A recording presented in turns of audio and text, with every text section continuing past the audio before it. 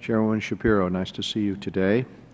As you know, the Department of Labor is currently working on a proposal to revise the definition of fiduciary as it relates to the provision of individualized investment advice for a fee, which the Department, I guess there, might release come this summer. And officials at the Department have made a number of public comments about how they're working with the Commission and how they're working with other Federal agencies, I assume Treasury and CFTC and so forth, to mitigate the impact that that revised definition would have on the regulations being enforced by the other agencies.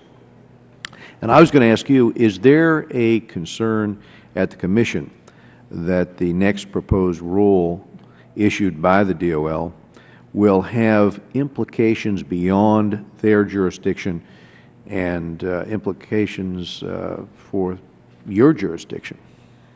It's a great question, and we have had a number of conversations with the Department of Labor. Our economists have been, in fact, sharing literature reviews and so forth. And I think there are three primary issues. One has been resolved, fortunately, and that is whether the disclosures that would be required by swap dealers and swap market participants under Dodd-Frank could turn those entities into fiduciaries under ERISA.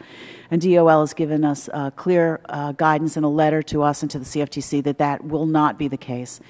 But it leaves the second issue, which is whether on the SEC, and looking at whether there should be a fiduciary duty for investment advisors and broker-dealers when they're giving advice to retail customers about securities, a standard that exists on the advisor side but not the broker-dealer side currently, whether there's a potential for the DOL fiduciary rule to conflict with that. And we will work very hard to make sure that that doesn't. Our fiduciary duties are more disclosure-oriented. DOLs are more towards prohibiting certain kinds of transactions by fiduciaries.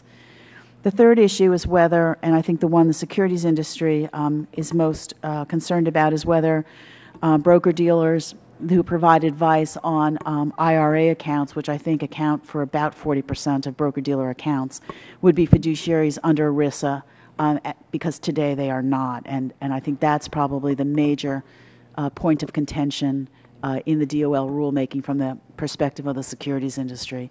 Let me ask you, the letter that you received, that's not binding from the DOL, am I correct? Or how do you interpret that? You know, I haven't looked at it. It came last fall, and I have to tell you, I'd have to go back and look at the exact wording of it, but I took it as an official declaration that they do not believe compliance with the business conduct standards under Dodd-Frank rulemaking would turn those dealers into fiduciaries, and